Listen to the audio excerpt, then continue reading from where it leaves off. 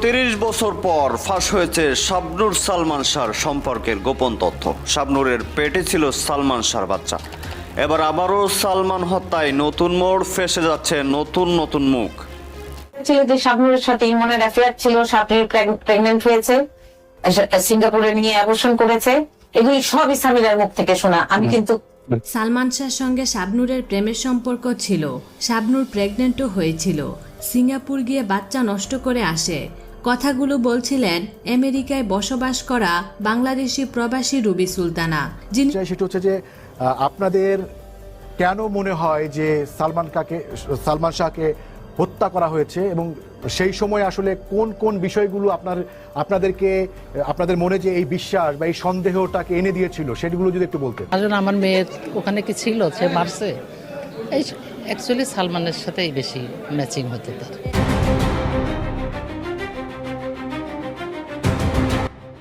দর্শক, প্রায় 29 বছর পর বাংলাদেশের আদালতের কোর্টে সবখানে পুরো বাংলাদেশের মধ্যেই সেই সালমান শাহ হত্যাকাণ্ড নিয়ে নতুন মোড় সৃষ্টি হয়েছে। সুপ্রিয় দর্শক, তবে কি সালমান শাহ হত্যাকাণ্ডের আসলে বিচার হবে? ডন এবং সামিরার কি ফাঁসি হবে? সুপ্রিয় দর্শক, বিস্তারিত থাকছে আজকের ভিডিওতে। এক মুহূর্তে না টেনে সম্পূর্ণ ভিডিওটি দেখতে থাকুন। তার আগে আপনাদের প্রতি আমাদের একটা ছোট্ট রিকোয়েস্ট, যারা আমাদের চ্যানেলে করে নতুন, অবশ্যই চ্যানেলটি সাবস্ক্রাইব করবেন এবং সম্পূর্ণ ভিডিওটি দেখে আপনার মূল্যবান মন্তব্য কমেন্ট বক্সে জানাবেন। ডনকে নিয়ে আমার কিছু বলার নাই। আমি ডনকে একটা কথা বলছি, আমি বলি, দেখেন, পাপ কখনো বাপকে ছাড়ে না, এটা কিন্তু চরম সত্য কথা। ডন যদি অন্যায় না করে থাকে অবশ্যই সে খালাস পাবে, আর যদি ডন অন্যায় করে থাকে তাহলে তার পাপের শাস্তি সে পাবে। ডলি জহরের নাম, ডলি জহর একটা খুব চমৎকার উনি, এবং উনি আমার মনে হয় না এইসবের ভিতরে জড়িত থাকতে পারে। আমার কাছে যাই না, ওটা তাদের পার্সোনাল ব্যাপার, কে কখন কোন দিকে যায় বন্যে আমি তো বলতে পারবো না। বাট আমার কাছে মনে হলো যে ডলি আপার সাথে আমি একদিন কথা বলেছি আমাদের এফডিসির ব্যাপার নিয়ে, জীবনে একবারই কথা বলছি, এবং উনি আমাকে একটা কথা বলছে, সেই কথাটা আমি রিপিট করলাম না। তো কথা বলার পরে আমি ওনাকে একটা উত্তর দিয়েছিলাম, খুব ঠান্ডা মাসে উত্তরটা আমি ওনাকে দিয়েছিলাম। হ্যাঁ, তারপরে দেখলাম যে উনি আমাকে বেশ খুব ভালোভাবে চিনে আমাকে, ঠিক আছে। তা আমি ওনাকে হাসি বসে দিয়ে মনে হয়েছে যে আমাদের খুব গুড রিলেশন, আগের রিলেশন।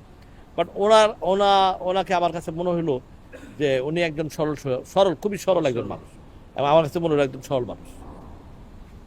ধন্যবাদ। অ্যাকচুয়ালি ফিল্মের পিতা আমি না, আমি অনেক জুনিয়র, ঠিক আছে। কারণ সিনেমার দিক দিয়ে অনেক জুনিয়র, আমি অনেক পরে আসছি, আমার থেকে অনেক বড় বড় বোদ্ধায় ইন্ডাস্ট্রিতে রয়েছে। যেই কথাটা আমি বলতে চাই যে সালমান শাহ আমাদের বাংলাদেশের একজন সুপারস্টার ছিলেন। ওই সময় অনেকেই সুপারস্টার ছিলেন। সালমান শাহ ছিলেন, ওমর সানি ছিলেন, রুবেল ভাই, যার তো তুলনাই ছিল না ওই টাইমে, ঠিক আছে। কোনো ছবি তার ফ্লপ ছিল না রুবেল ভাই। তো ওই হিসাবে সালমান শাহ ছিল একজন দর্শকের কাছে খুব জনপ্রিয় একজন, ওনার কিছু ভক্ত ছিল। এবং আমি আমার জীবনে আমি যেটা শুনেছি যে সালমান শাহ মানে সবার সাথে, ভক্তদের সাথে একটা খুব গুড রিলেশন ছিল তার, এবং সে অনেক বড় মানের ছিল, বড় মনের ছিল একজন, আমি মনে করি। তো ওই সালমান শাহ যখন আমাদের সিনেমা থেকে যখন আমাদের সিনেমাটা উঠতি, তখন ওনার এই অ্যাক্সিডেন্টটা, উনি মারা যান। আমি মনে করি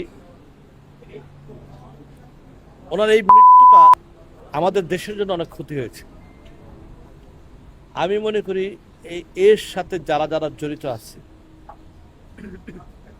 তাদের শাস্তি তো অবশ্যই আমি চাইবো, বাট পাশাপাশি আমি আরেকটা জিনিস চাইবো, যারা এইটাতে জড়িত না তাদেরকে যাতে ফাঁসানো না হয়, তাহলে কিন্তু সালমান শাহ তার আত্মার শান্তি পাবে না। একটা মিথ্যা জিনিসকে সারা জীবন সালমান শাহ ভুগবে, এটা আমি চাই না।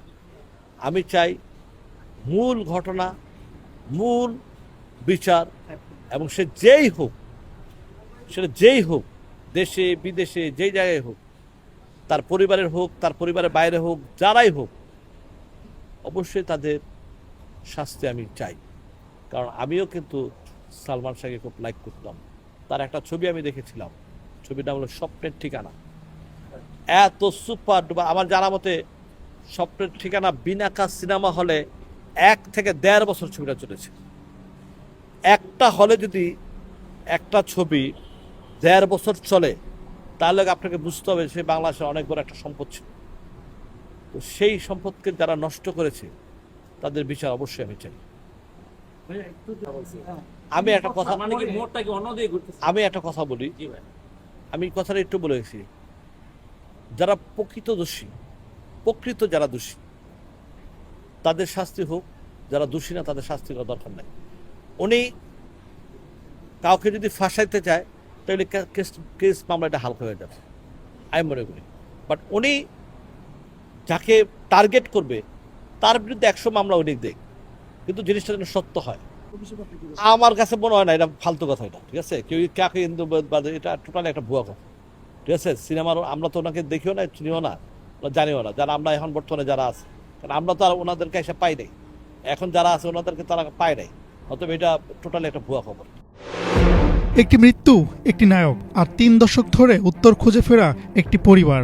সালমান শাহ বাংলা চলচ্চিত্রে যে নাম আজও দর্শকের হৃদয়ে অমলিন, কিন্তু তার মৃত্যুকে ঘিরে রহস্যের পর্দা যেন কিছুতেই সরছে না। নতুন করে সেই আলোচনায় আগুন জ্বালালেন সালমান শাহর মা নীলা চৌধুরী। মামলার তদন্তে এবার অভিনেতা ডিপজলকে সাক্ষী হিসেবে জিজ্ঞাসাবাদের দাবি তার। নীলা চৌধুরীর ভাষ্য, সালমান শাহর মৃত্যুর সময় চলচ্চিত্র অঙ্গনে নিয়মিত কাজ করতেন ডিপজল, ফলে সেই সময়কার অনেক ঘটনা সম্পর্কে জানা থাকতে পারে ডিপজলের। সম্প্রতি সালমান শাহ হত্যা মামলার আসামি আশরাফুল হক ওরফে ডনকে শাহজালাল আন্তর্জাতিক বিমানবন্দর থেকে আটক করা হয়। ডনকে আটকের ক্ষেত্রে ডিপজলের সহযোগিতা ছিল বলে বিভিন্ন গণমাধ্যমে আলোচনায় এসেছে।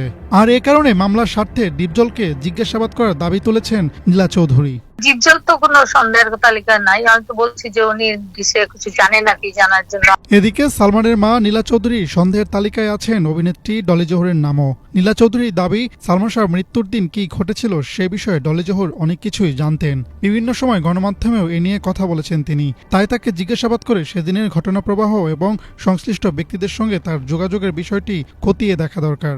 ডলি জোহর তো বরাবরই জিজ্ঞাসাবাদ করার দরকার। সামিরা ডলি জোহরের সবকিছু, আপনাদের বাসায় আগের দিন চলে যাওয়া, সারাদিন উনি ওখানে থেকে কন্ট্রোল করা সবাইকে, তারপরে আরো অনেক কিছু আছে। উনি কি বলবো, সবসময় দেখা গেছে যে সামিরার সঙ্গেই তার, এবং আমার ছেলেকে বেয়াদব প্রমাণ করার জন্য উঠে পড়ে এখনো বলে।